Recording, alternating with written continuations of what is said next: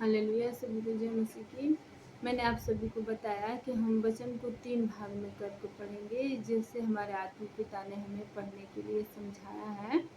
अब मैं वचन के बीच वाले भाग को पढ़ने जा रही हूँ। मैंने कहा कि मैं पुराने नियम को 2 भाग करके पढ़ूंगी और फिर हम नए नियम को भी पढ़ेंगे। तो वही पुराने नियम के बीच वाले भाग को पढ़ने जा रही हूँ, जिसका नाम है भजन संहिता। भजन संहिता परमेश्वर के जन दाऊद के द्वारा लिखा गया है, जो प्रभु के राहों में अपने जीवन में बहुत से अनुग्रह को लिया।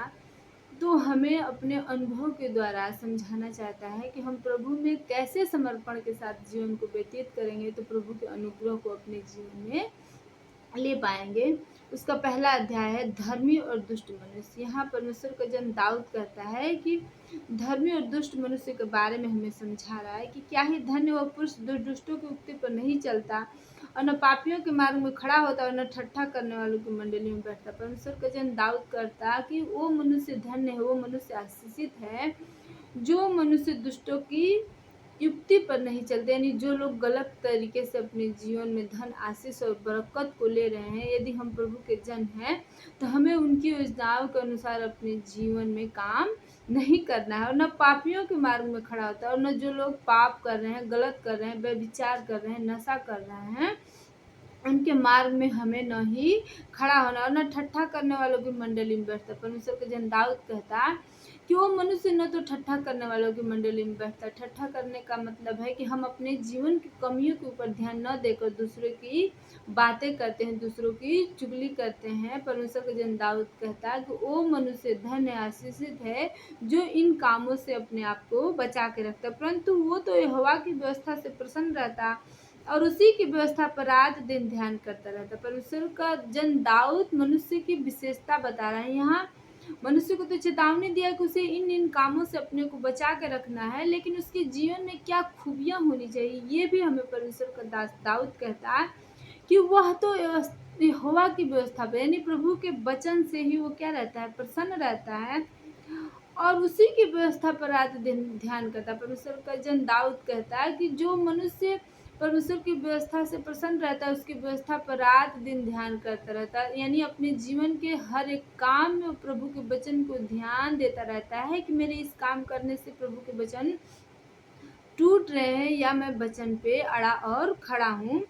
वह उस वृक्ष के समान है जो बहती नालियों के किनारे लगाया गया और अपनी ऋतु में फलता है, जिसके पत्ते कभी मुरझाते नहीं, इसलिए जो कुछ वह पुश करो सफल होता है। आगे परमेश्वर के जन दाऊद कहता है कि जब हम अपने जीवन से इन 2 कामों को करते जाएंगे, हम पाप से दूर रहेंगे, परमेश्वर के वचन पर मनन करते रहेंगे, तब हम उस वृक्ष के समान होंगे जो बहती नालियों के किनारे लगाया गया है, जिन्हें पानी की कोई आवश्यकता नहीं है। ऐसा नहीं है कि 2-4 दिन पानी न देने से वह पौधा सूख जाएगा, क्योंकि वो जल के किनारे लगाया गया रहेगा, इसलिए वो हमेशा लहलहाता रहेगा, वह अपनी ऋतु में फलता है। परमेश्वर का जन दाऊद कहता है कि जो प्रभु का जन ऐसे अपने जीवन को व्यतीत करेगा ना, वो समय आने पे फल देगा, यानी जरूरत आने पे उसकी जरूरत पूरी होगी।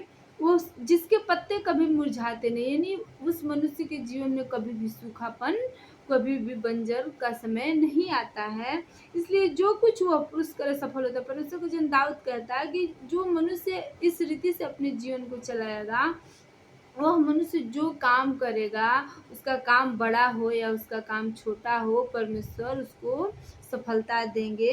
दुष्ट लोग ऐसे नहीं होते, वो उस भूसी के समान होते जो पवन से उड़ाई जाती है। इस कारण दुष्ट लोग अदालत में स्थिर न रह सकेंगे, न पापी धर्मियों की मंडली में ठहरेंगे। परमेश्वर का जन दाऊद कहता है कि दुष्ट लोग उस भूसी के समान है जो हवा लगते ही उड़ जाती है, यानी दुष्ट लोग संकट आने पे, संघर्ष आने पे विलुप्त हो जाएंगे, उड़ जाएंगे, उनका कोई पता ठिकाना न रहेगा।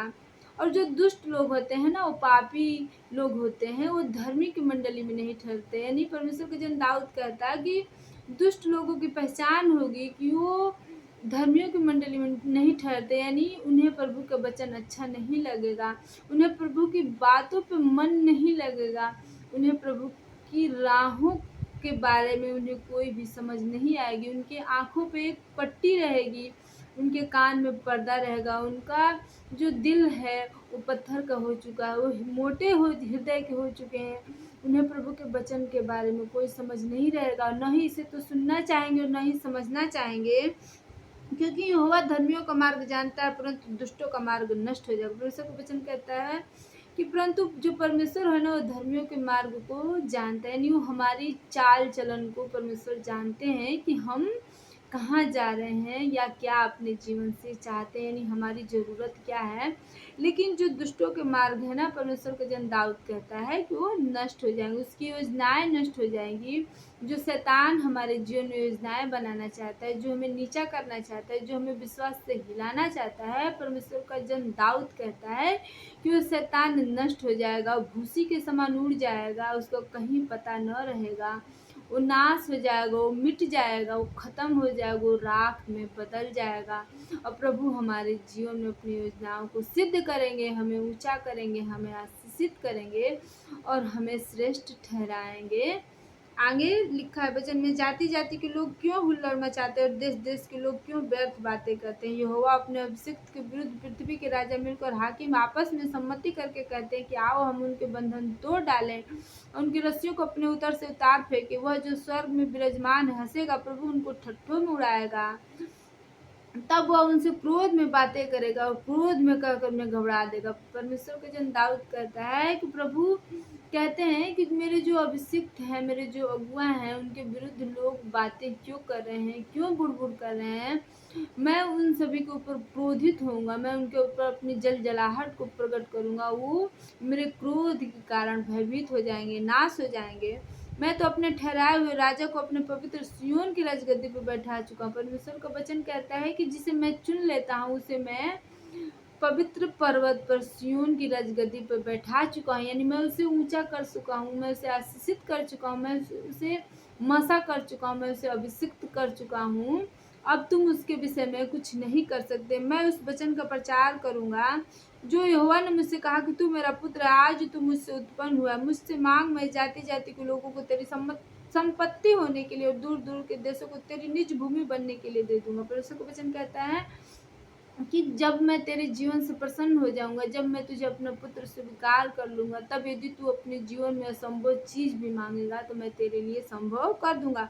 तू उन्हें लोहे के डंडे से टुकड़े टुकड़े करेगा, तू कुम्हार के बर्तन के समान उन्हें चकनाचूर कर डालेगा। इसलिए अब हे राजाओं, बुद्धिमान बनो, हे पृथ्वी के न्याय, यह उपदेश ग्रहण करो, डरते हुए यहोवा की उपासना करो और कांपते हुए मगन हो। पुत्र को चूमो, ऐसा न हो कि वो क्रोध करे और तुम मार्ग में ही नष्ट हो जाओ, क्योंकि क्षण भर में उसका क्रोध भड़कने को है। धन्य हो जिसका भरोसा उस पर है। यहाँ मैं आप सभी को समझाना चाहती हूँ कि जो परमेश्वर का जन दाऊद है, जब प्रभु का आत्मा उसके ऊपर जाहिर होता है तो उसने यहाँ कुछ वचन प्रभु यीशु मसीह के बारे में दिया है, जो वचन मैं जब नया नियम पढ़ूंगी तो आपको बताती जाऊंगी। यहाँ परमेश्वर का वचन कहता है कि डरते हुए यहोवा की उपासना करो और कांपते हुए उस मगन हो। यहाँ परमेश्वर का जन हमें दाऊद समझाना चाहता है कि जब हम प्रभु की राहों में चलते हैं तो हमें प्रभु का डर और भय अपने जीवन में बना के रखना है और आनंदित रहकर अपने विश्वासी जीवन को व्यतीत करना है। परमेश्वर का वचन कहता है कि पुत्र को चूमो, यानी प्रभु यीशु मसीह को अपनाओ, उन्हें अपना जीवन दो और उनकी राहों पे चलो। ऐसा न हो कि उसका क्रोध, यानी प्रभु यीशु मसीह का क्रोध तुम्हारे जीवन में भड़के और तुम नाश हो जाओ। धन्य हो जिसका भरोसा उस पर। परमेश्वर का जन दाऊद कहता है वो इंसान, वो मनुष्य धन्य है, आशीषित है जिसका भरोसा उस पर है, यानी प्रभु यीशु मसीह के ऊपर है। वो उसके सामर्थ्य के ऊपर भरोसा करता है, वो उसके त्याग, उसके बलिदान के ऊपर विश्वास करता है, उसके त्याग, उसके बलिदान का अपने जीवन से आदर और सम्मान करता है। वो अपने जीवन से प्रभु की महिमा करता है, वो अपने जीवन से प्रभु को ऊंचा करता है। वही इंसान धन्य है, वही इंसान आशीषित है। उसके जीवन में मैंने जो योजनाएं बना रखी है उसे मैं पूरा करूँगा। हालेलुया, आमीन।